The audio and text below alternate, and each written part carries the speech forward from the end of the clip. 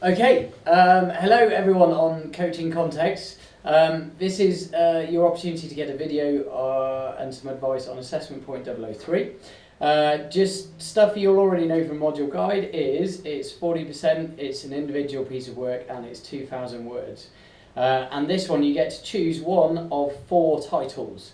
And today we are going to ask Dr. Emily Ryle what we might have under those particular titles. So, Emily, what should we go for the first one, which is what ethical principles should a coach work from and why? What would you be looking for in that essay? Are we going to say anything general about general kind of overall cohesion? Yeah, go for it. Principles? Yeah, let's go general principles first. Okay, so general principles first. I think structure is important in terms of making sure that the structure is logical and rational and it flows from one kind of paragraph to the other. So that's really key, making sure there's a good flow between each paragraph and it's always relating back to the question.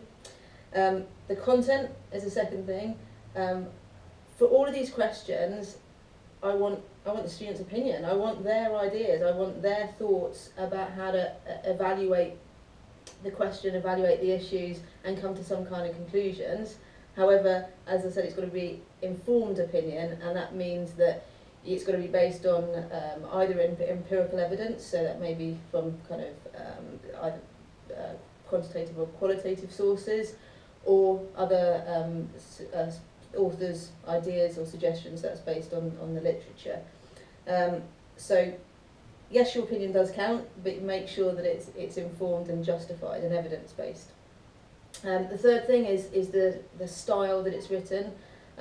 Don't make it journalistic. I mean, you should all know this by now. It's got to be presented in an academically appropriate way, so that you write clearly, succinctly, but you are, I would say, be sober. I mean, I don't mean don't get pissed beforehand, but you know, just make sure that understate things rather than overstate things. You know, let the evidence and the argument speak for itself, rather than write it in a journalistic matter where you're saying, God blimey, Governor, can you believe this? It's outrageous. Yeah. So just make sure that it's sober, and you know, use the academic literature to give you an indication about your writing style, about how to present the arguments well.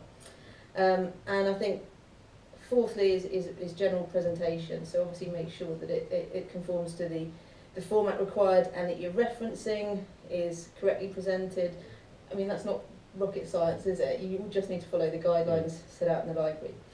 Just on that point, even though we're asking for their opinion, we're not looking for first person, are we? No, don't use the first person. So again, it's about the academic style. So don't say I think, or I believe, or my thoughts are this.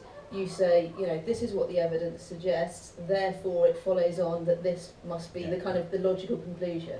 Fabulous. Okay, so again, it's about academic style, and you pick that. The more you read, the more you pick up that style of writing. Yeah, good. So let's go through the 4 titles then. The first one is what ethical principles should a coach work from and why? What kind of things are we looking for in that question?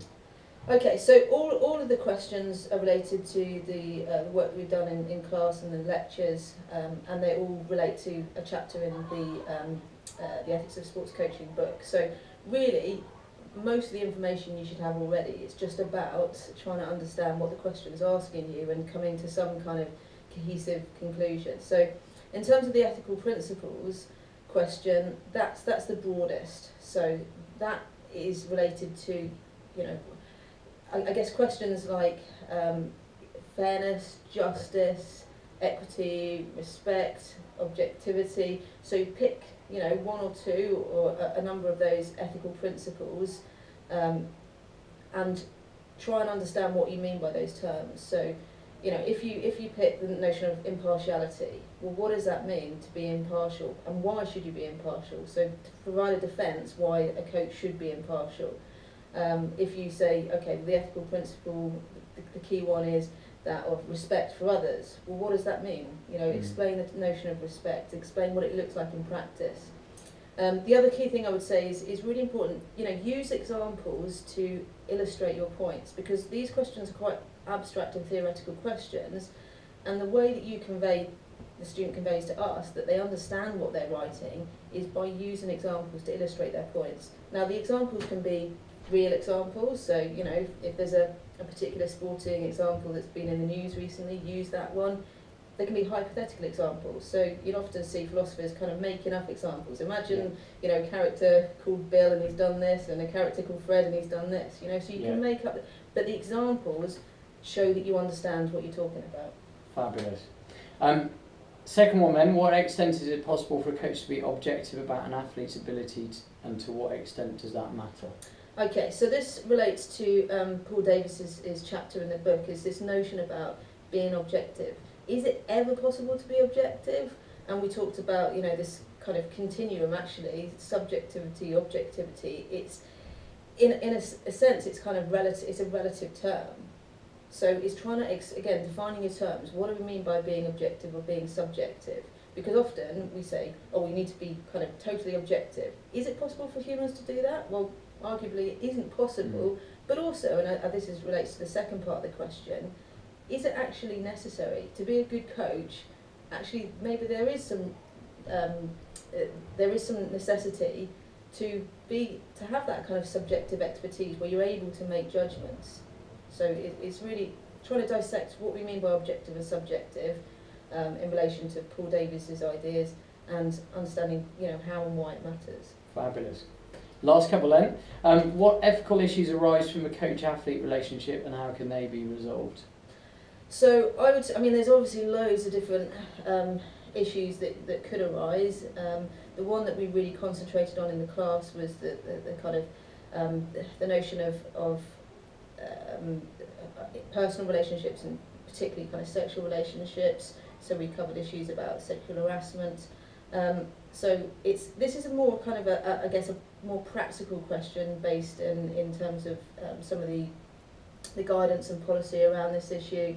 How to make sure that the coach doesn't put him or herself in a vulnerable position, and also to make sure that the coach-athlete relationship is a safe one and it's a good relationship to have. So whether you pick up on a particular issue to do with males coaching females, or whether it's ever appropriate for coaches to have sexual relationships with their athletes, or whether you look at it from kind of adult-child relationships and you know, the notion of autonomy and abuse, that kind of thing, that's up to you. But it's a bit more of a kind of practically or policy-based question. Yeah, and I'm guessing there could be some links back to the first half of the module there about issues around power and manipulations of power. Definitely.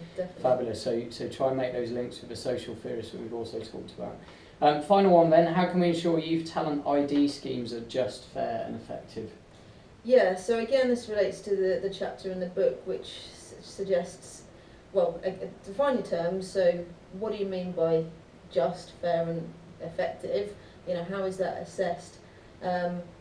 What's the evidence around talent ID schemes? You know, is there evidence to suggest that, you know, if you spot somebody with a particular measurable skill at the age of, you know, 8, 9 or 10, is there any evidence to suggest that it will kind of continue into the future? Yep. What about these kind of ethical issues to do with I guess autonomy, personal choice, the notions that we're kind of ranking children, and what does that mean in terms of their kind of self-esteem and self-worth. So again, it's issues around those concepts of justice and fairness.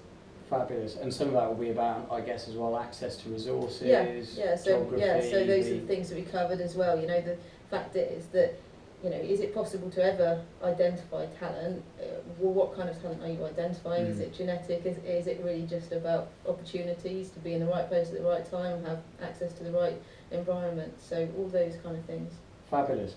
Okay, well, hopefully for you guys that's really helped. The offer is always there for tutorials, and we did write into a module guide, and very few of you taken it up so far, the opportunity to come with us with your essay from semester 1, to then have a look at what we might work on based on the feedback we gave you there going into this second assessment point. The idea being this second essay should be written even better than your semester 1.